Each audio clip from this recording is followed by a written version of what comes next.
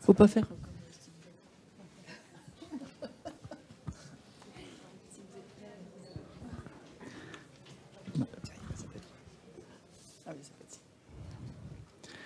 Bonjour à tous. Non, c'est dans l'autre sens. Voilà. Donc, c'est l'occasion de vous présenter aujourd'hui un opuscule qu'on a décidé de faire sur un sujet qui me paraît quand même assez important et qui nous préoccupe tous, c'est l'idée de renouveler un peu notre façon de concevoir les territoires et la ville au plus près des réalités, à mon sens, qui sont prégnantes, c'est-à-dire les réalités sociales et environnementales.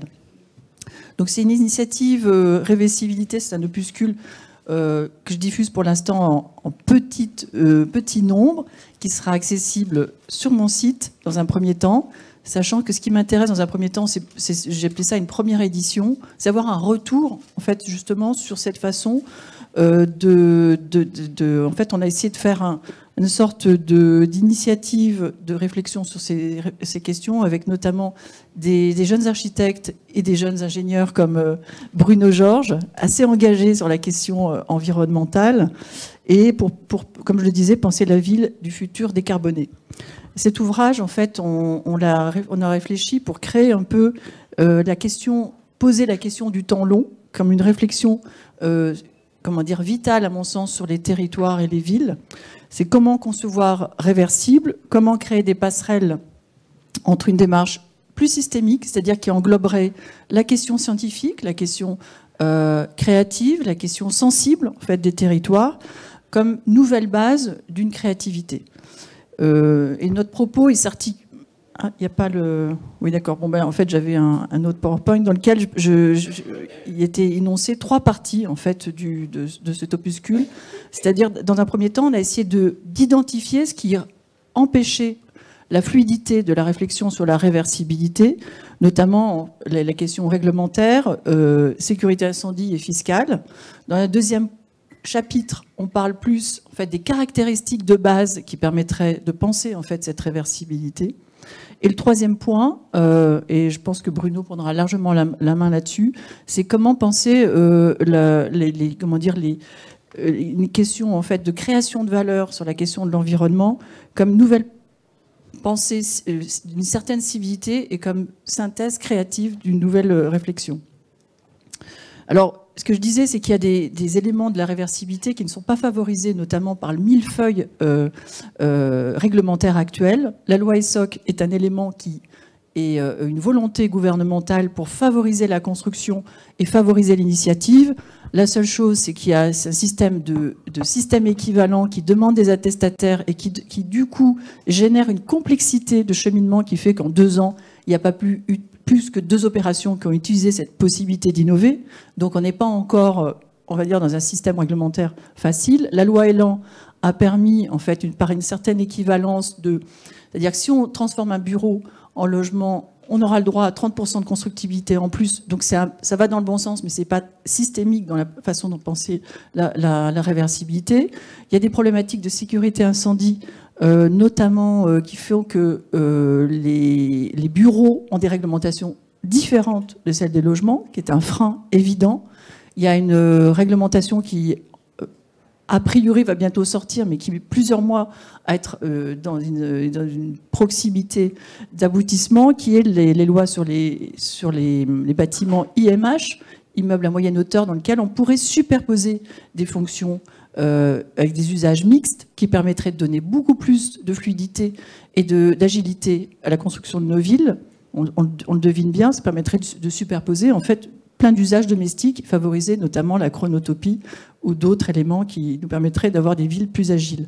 Le troisième élément sur la réversibilité qui serait à faire évoluer, c'est la possibilité de réguler un peu dans la durée la question de la fiscalité. Vous savez que quand on dépose un permis bureau ou logement, il y a des fiscalités différentes, et donc la façon d'atterrir, en fait, sur une fiscalité, on va dire, plus homogène et dans la durée, permettrait d'être incitatif, en fait, sur cette façon d'imaginer un bâtiment, non pas dans une sorte d'équilibre ou demande immédiate, mais de l'installer dans la durée.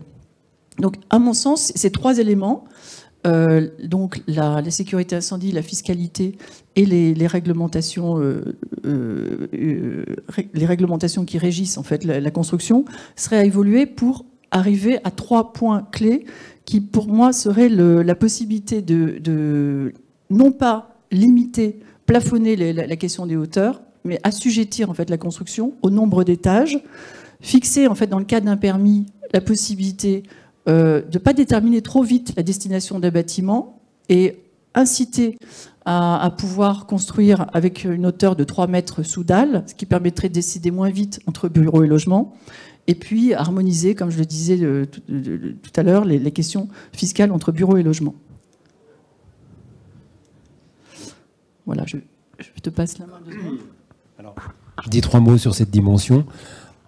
On s'aperçoit bien que si on travaille sur ce sujet-là, on peut pas cloisonner. Aujourd'hui, tous les processus, que ça soit, y compris à l'échelle de la maîtrise d'ouvrage, pour établir les programmes entre les foncières, les exploitants, il y a une complexité de montage d'opérations qui cloisonne. Dans l'ingénierie, avec les architectes et tous les différents intervenants, c'est encore cloisonné. Et ensuite, au niveau de l'entreprise, c'est encore cloisonné. Si on veut travailler dans cette logique de réversibilité, les problèmes sont tellement intimement liés qu'on ne peut pas cloisonner et qu'il faut regarder à la fois tous les sujets. Et si on ne les regarde pas tous en même temps, eh bien ça ne marche pas. Et en tout cas, vous voyez quelque part là-bas, en gras, c'est marqué bas carbone. C'est-à-dire que le carbone devient un indicateur, une donnée d'entrée de la conception et va avoir des impacts sur la totalité de la fonction de jeunesse du bâtiment. Donc cette réflexion sur en fait on l'aura compris, l'agilité des villes et l'installation du temps long, c'est pour arriver à une ville décarbonée, c'est-à-dire qu'on arrête de construire et de reconstruire en fait une ville dans la durée. C'est une réflexion personnellement que je tiens depuis au moins une bonne dizaine d'années et qui a trouvé sa concrétisation notamment avec ICAD à Strasbourg, avec les Black Swan, dans lequel en fait on ne posait pas la question de la réversibilité, mais d'un projet mixte dans lequel j'ai posé la question en fait du fait qu'à un moment donné, il y a effectivement des proportions entre bureaux, logements, logements étudiants, résidence-service, commerce, et en fait qui se sont avérés dans le programme être complètement bousculés et avoir modifié entre le moment du concours que j'ai gagné en 2013 et sa réalisation avec la dernière tour en 2019 a été modifiée à plus de 50%. Et le deuxième projet, qui est un projet en cours à Aubervilliers, est aussi une référence qui est à l'étude avec ICAD également, sachant qu'en 2016, on avait déposé un label qui s'appelle Immeuble à destination déterminée avec ICAD. Et l'enjeu, dans la mesure où on a eu cette période de Covid, la question d'un bâtiment de 70 000 m² posait peut-être une question en fait de taille, qui était de celle de se dire est-ce que l'intégralité de l'opération a une validité aujourd'hui à être en bureau ou est-ce qu'il n'y a pas une agilité à trouver en faire une partie réversible. Donc je trouve qu'aujourd'hui on est toujours amené, on se disait en rentrant, les crises vont se succéder, donc cette agilité c'est une question, un point d'entrée qui n'est pas forcément quelque chose de négatif, mais qui est peut-être une façon de faire une synthèse créative des données d'entrée de faire la ville, qui peut générer de nouvelles méthodes de réflexion. Donc là, en fait, les Black Swan, pour revenir vraiment très très rapidement, c'était parce que j'avais un peu déjà dans mon expérience fait quelques opérations de logement et puis quelques opérations de bureaux, et je trouvais que c'était peut-être plus intéressant d'additionner les qualités des bureaux, c'est-à-dire de la hauteur et de la qualité des logements, d'avoir des espaces extérieurs, pour avoir un immeuble qui peut être hybride dans son esthétique, ni complètement du logement, ni complètement du bureau, mais qui a en plus les qualités de pouvoir réfléchir sur la question de l'industrialisation comme point d'entrée d'une résolution climatique. On est à Strasbourg, avec un contexte extrêmement froid en hiver et chaud en été, donc un climat continental. Et donc cette question de réfléchir à des entités de façade qui se répètent permettent d'avoir une économie d'échelle qui fait qu'on augmente la qualité constructive, qui est aussi augmentée par le fait que une valeur foncière d'un bâtiment, dans la mesure où il ne sera pas uniquement du logement ou du bureau, est capable d'évoluer dans le temps, donc d'avoir une valeur foncière prolongée. Donc, ce qu'on a développé dans ce projet, c'était l'idée d'avoir une hauteur, un pas d'étage un peu plus important, une trame commune pour faire face aux différents programmes domestiques, sachant qu'un programme domestique, en fait, on a toujours besoin de lumière et d'espace extérieur. Le noyau avait des dispositions de mesures conservatoires pour faire basculer de l'un à l'autre. Les systèmes porteurs, c'est les noyaux et les façades qui permettent de juste, on réinvente rien, c'est le plan libre, et avoir un système d'enveloppe commune qui permette de rendre génériques les espaces extérieurs. Le dispositif à inédit, c'est-à-dire le projet Aubervilliers, c'est un peu le même dispositif. Il y a 2 pièces en fait en U qui s'adossent sur une pièce centrale qui est un jardin, comme on va le voir. C'est un immeuble hybride avec un socle actif qui permet d'ouvrir le bâtiment, qui est une pièce importante, 70 000 m² sur la ville, donc à une ouverture des services à terme, très divers, food court ou terrasse, en fait, qui permettrait soit pour les bureaux ou pour les logements, et surtout avec au cœur un poumon vert qui contribue à être ce puits carbone et qui installera dans la durée. Il est orienté nord-sud, donc bien orienté par rapport au courant d'air, pour favoriser en fait une vie qui ne serait pas seulement dédiée au bureau ou seulement dédiée au logement. Donc la réversibilité en 5 points, le pas d'étage, qui pour moi est un élément extrêmement important de cette non-décision ou qui permettrait de ne pas décider trop vite de la destination d'un usage, la trame commune, le noyau commun qui, selon en fait, les situations géographiques au nord ou au sud de la France, pourrait être plus ou moins épais, le plan libre et l'enveloppe commune. Je vais te laisser la main. Ouais. Je vais raconter deux ou trois histoires sur la logique, cette fois-ci un tout petit peu plus technique, parce qu'on s'aperçoit que si on veut être à la fois répondre aux usages du logement, du résidentiel, d'usage d'habitation, mais avec des finalités un peu différentes, ou du tertiaire, c'est pas si facile que ça, parce que les exigences sont pas les mêmes. Alors, on a fait des tas de tests. Vous voyez, ça, c'est des études de sensibilité des valeurs de FLJ, par exemple. Donc là, on travaille la notion d'éclairage naturel. L'éclairage naturel, c'est pas un truc abstrait, c'est la bonne santé des gens. Sans éclairage naturel, il n'y a pas de vitamine D. Sans vitamine D, il n'y a pas de dopamine, créatinine, sérotonine et toutes ces choses-là qui font qu'on est bien. Et donc, que ça se passe, quoi. Donc là, on a fait des sensibilités sur des hauteurs d'étage, on a fait des sensibilités sur des largeurs de coursives extérieures. La logique, c'est de dire comment cette façade, elle est capable de faire face aux 2 usages. En gros, on abandonne la notion de fin de vie. C'est quelque chose, ça serait très très bien que ça devienne désuet et qu'on parle simplement de fin d'usage. Et bien entendu, on garde la façade et la structure du bâtiment, entre guillemets, ad vitam. On a fait des choses assez précises, par exemple sur des études d'analyse de cycle de vie, puisque je vous disais tout à l'heure que le carbone est un indicateur, est une donnée d'entrée forte de la conception. Et là, par exemple, vous voyez, sur une logique d'un bâtiment qui est à 960 kg par mètre carré de CO2, on voit que c'est déjà assez performant en tant qu'immeuble tertiaire. Eh bien, seulement pour 30 kg de plus, toute la préfiguration d'un futur usage en résidentiel est intégrée.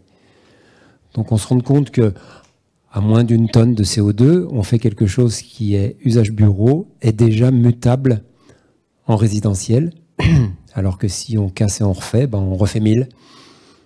Donc en gros, on divise par 2 l'impact potentiel si jamais il y avait une vraie fin de vie.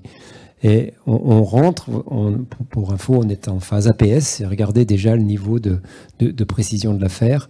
Mais on ne peut pas faire autrement. Et quand vous regardez toutes les lignes, on ne va surtout pas rentrer dans les détails, on s'aperçoit vraiment que tous les concepteurs, que ce soit l'ingénieur structure, l'ingénieur façade, l'ingénieur génie climatique, électricité, l'économiste, tout ça bien sûr avec le chef d'orchestre de l'architecte, sont impliqués dans le système.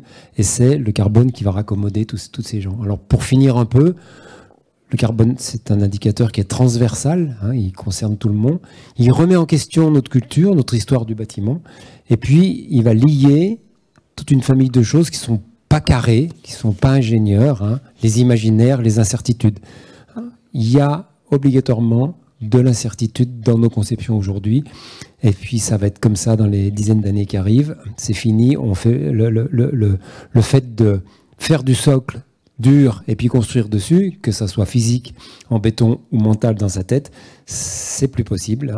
On est dans l'incertitude. C'est une valeur ajoutée au projet et c'est pas paniquant. Il faut pas avoir peur de ça. Il faut simplement prendre les dispositions pour que cette incertitude ne soit pas impactante. L'ACV est un outil de mesure de la bonne conception. On entend trop en ce moment avec l'arrivée de la RE 2020 que on fait un bâtiment bas carbone par ACV. Non, l'ACV c'est simplement l'instrument de mesure que la conception bas carbone a été faite correctement et ça va permettre d'évaluer cette conception carbone. On est dans une logique d'arrêter de penser que parce que c'est ancien c'est pas bien. J'ai mis, c'est une boutade, parler de patine plutôt que d'usure. Et ça, c'est la différence entre... on peut avoir une référence mobilier, par exemple. Et puis, ce carbone en indicateur de conception, il ouvre des portes. Aujourd'hui, là, j'ai rencontré plein d'industriels qui sont en train d'ouvrir des portes, de concevoir différemment, parce que le carbone devient un indicateur de conception. On a quelque chose qui est simplement un peu plus acceptable sur le plan humain. L'échelle de temps avec laquelle on doit raisonner, c'est ça qui rend les choses peut-être un peu difficiles, c'est pas la nôtre. C'est difficile de se projeter à une échelle de temps qui va plus loin que sa propre vie, même que sa propre vie professionnelle. N'empêche que c'est ça la réalité. On a construit cet impact carbone très très grave en 100 ans. On va mettre 200 ou 300 ans à le déconstruire pour revenir à une planète acceptable. Et ça, il faut vraiment être dans cette logique de réversibilité carbonée. Peut-être je te laisse conclure. Oui, en fait, donc cette approche, on le voit bien, tu l'as bien fait de le dire, il y a une synthèse technique en fait, qui est forcément à toutes les étapes du projet, mais il n'empêche qu'un projet, on aura envie de le rendre réversible que s'il crée une sorte d'envie en fait, de conservation. Donc c'est absolument pas antinomique avec une qualité de construction. Et c'est, à mon sens, reprendre la main un peu sur toutes les caractéristiques régionales d'une situation. Et je trouve qu'il y a trop, à l'heure actuelle, le mode de fabrication des villes est régulé par des réglementations, on va dire, qui ont fait leur temps, qui sont beaucoup trop, en fait, normatives. Et on a un peu les mêmes résultats, que ce soit à Bordeaux ou à Marseille ou ailleurs. Donc il y a vraiment cette... comment dire, cette façon, cette interdépendance entre des raisons de construire haut ou bas selon les régions, selon les situations, qui est très importante, et faire en sorte qu'on crée du lien, on va dire, vraiment intellectuel, poétique, avec chaque situation. Donc moi, je vois un peu on a un peu, on se dit avec le climat, on est dans une salle impasse, mais moi je dirais que c'est l'occasion au contraire de se retrouver, notamment avec la crise énergétique. On sait qu'on va devoir penser complètement la question des dépenses énergétiques dans les mois qui viennent, mais on est tout le temps à passer d'une problématique à l'autre. Donc il y a quand même vraiment dans cette idée de comment on préserve notre avenir dans la façon de considérer le climat, c'est vraiment cette question de comment on va savoir faire cette synthèse créative. Donc la question de toutes les réglementations qui est un peu un point de départ où il faut vraiment se libérer de tout ça, maîtriser la question de l'industrialisation et redonner cette envie que l'architecture et les constructions soient un art majeur au sens de cette façon de concevoir en fait à la fois notre rapport à l'environnement, à la nature et notre monde construit. Donc il y a quelque chose d'extrêmement sensible entre l'un et l'autre qui... il est important de réinterroger. Donc réversibilité, c'est un peu ce questionnement qu'on aimerait lancer. Donc pour ça que je disais, cet opuscule qu'on a forcément un petit peu raccourci et caricaturé, donc il est accessible sur mon site. Mais moi, je suis absolument... je percevrais très positivement toutes les remarques qui seraient faites en fait, sur la façon dont on a mis à disposition notre analyse d'architectes et d'ingénieurs sur ce sujet pour en faire une deuxième édition qui sera pour le coup l'objet d'une édition papier, pour que ce soit vraiment un document partagé, une analyse partagée. Parce que je pense qu'aujourd'hui, on est vraiment un peu dans une sorte de travail un peu en silo, et je pense que cette question de la transversalité des expertises, elle pourrait s'explorer notamment à travers ce questionnement que je considère comme, on va dire, une occasion à ne pas louper pour réactiver notre beau métier qui est de penser les villes du futur. Merci.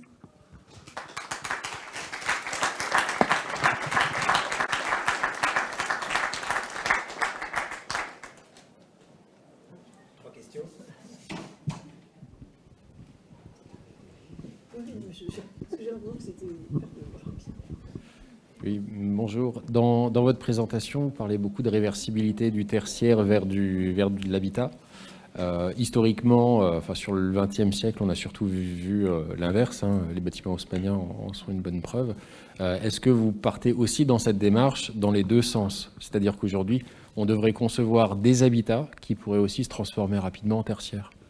Oui, moi je pense que vous avez complètement raison. La seule chose, c'est que là, on est encore dans l'inertie du fait que ce que j'avais voulu traiter depuis 10 ans, c'est qu'il y a quand même nombre de millions de mètres carrés vides de bâtiments, alors qu'il manque des logements. Donc il y a cette logique qui est de dire, on peut faire le diagnostic des bâtiments qui sont bons à garder ou pas, et qu'il y ait une incitation en fait, fiscale qui le permette, qu'on démolisse ceux qui ont besoin d'être... Donc c'était pour répondre à ça.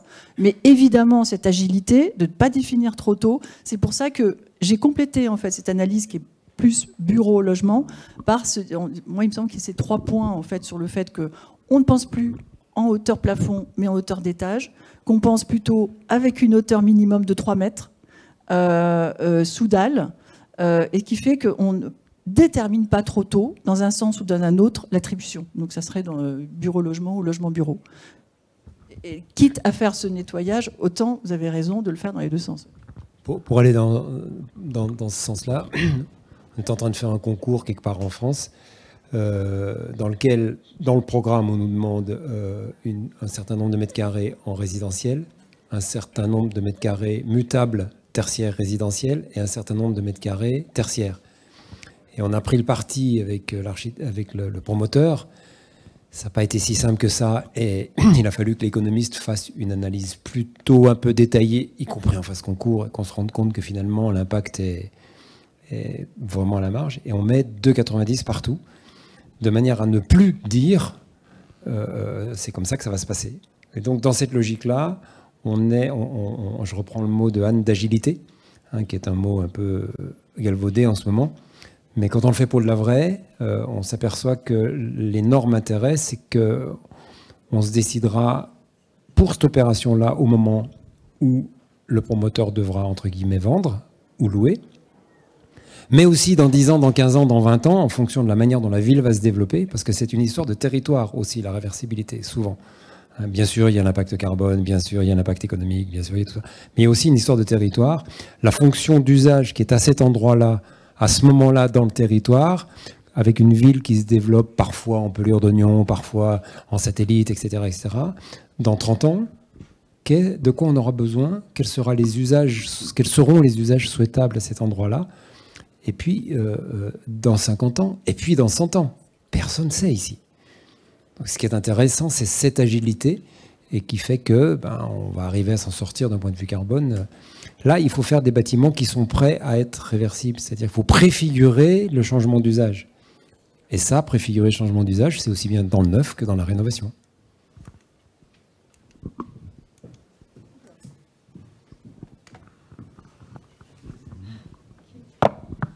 Bonjour. Une petite question par rapport à l'implantation possible de ces projets. Vous définissez un certain nombre de règles qui permettent la réversibilité, avec en plus une répétitivité des ouvrages qui est favorable. Est-ce que ça veut dire que cette réversibilité, elle est réservée à des zones nouvellement urbanisées? Et comment est-ce qu'on peut intégrer ce concept à des secteurs de centre-ville déjà constitués, où les contraintes extérieures sont plus nombreuses, sur la géométrie de l'immeuble notamment?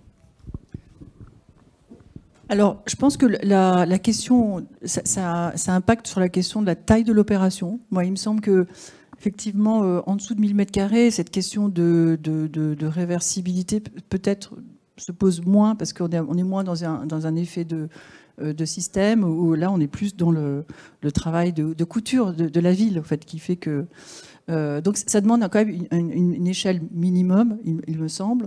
Et d'autre part, on peut le faire sur des éléments patrimoniaux. Là, en ce moment, je termine un bâtiment à Nancy, qui est un grand site pluridisciplinaire autour de l'eau. Donc, il y a un bâtiment patrimonial qui a été inachevé parce que l'architecte est mort pendant la guerre de 14. Et je termine, plus d'un siècle plus tard, le bâtiment. Et donc, on va dire en réponse à un savoir-faire de l'époque qui était béton-pierre, qui était déjà en 14 un élément de mutation par rapport au fait que la pierre était beaucoup moins utilisée qu'avant et on passait au béton, je propose un autre système industriel qui, lui-même, va permettre dans le temps une évolution des usages de ce centre thermal. C'est-à-dire que c'est une façon de passer le témoin. C'est-à-dire, ce que je veux dire, c'est qu'il y a, on a parlé bureau-logement, mais je pense que la façon de penser aussi la question de la durée revient à poser la question de la qualité, du désir d'une architecture au sens le plus intéressant du terme, c'est comment ce bâtiment répond au climat. Donc qu'il soit situé, comme je l'ai exposé, comme les Black Swan, sur un ancien site industriel ou le projet d'Inédit sur un autre site industriel qui était vertueux parce qu'on recyclait en fait des sites dans une sorte de continuité esthétique quand même par rapport à un passé récent. Je pense que la question de l'industrialisation est un sujet qui est pour moi le corollaire de cette réflexion sur la question de la réversibilité. C'est-à-dire comment on arrive, même à... je trouve qu'on peut intervenir sur des bâtiments des années 80 en remettant en fait des éléments, parce que le climat change, des dispositifs passifs qui viennent s'additionner, se pluguer au bâtiment, et du coup, re-questionner sa longévité par rapport au climat.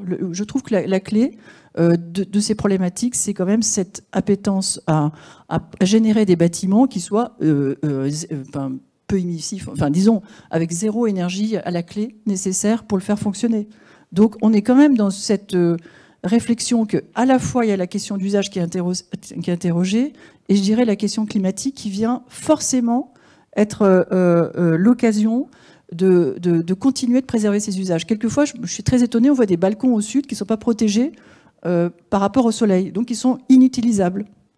Mais des choses simples, c'est-à-dire que du coup, moi je pense qu'on a un peu perdu au fil des ans dans une sorte de paresse ou intellectuelle sur la question de l'acte de construire, les raisons profondes de l'acte de construire. C'est-à-dire juste des questions de bon sens. Hein. Ce n'est pas souvent des choses qui sont... Je trouve qu'il y a quelquefois des collections de produits esthétiques qui sont décorrélés d'une réalité territoriale et de bon sens constructif.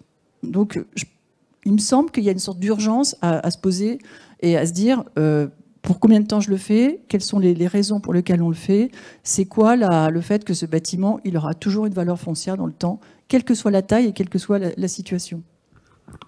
Il y a peut-être deux petits... Je vais rajouter le fait que quand on fait de la rénovation, il faut bien penser qu'on enlève du fait qu'on garde la structure qui, entre guillemets, est déjà amortie d'un point de vue carbone, puisqu'elle a plus de 50 ans. Et donc, du coup, on s'enlève 20-25% du bilan carbone. Donc, faire du C2 en rénovation, c'est pas si compliqué que ça. Donc, ce qu'il faut vraiment intégrer, c'est que quand on fait de la rénovation, c'est plus facile d'être très vertueux en carbone. Et puis, la deuxième chose, c'est que du fait du changement climatique, le bioclimatisme qui est apparu dans les années 70-75 dans le désert de l'Arizona, il y a maintenant un long moment, on disait bioclimatique. Aujourd'hui, il y a du bioclimatique d'hiver, qui est l'historique, et puis il y a du bioclimatique d'été, puisque le changement climatique, il va cogner, il va faire mal, il va faire très très mal aux gens qui n'ont pas intégré cette bioclimatique d'été caniculaire. Et ça, c'est peut-être aussi la manière de se projeter, parce que c'est pas fini, ce changement climatique. Alors, les autres questions, ça sera dépassé. Oui, c'est pas grave. 17h02.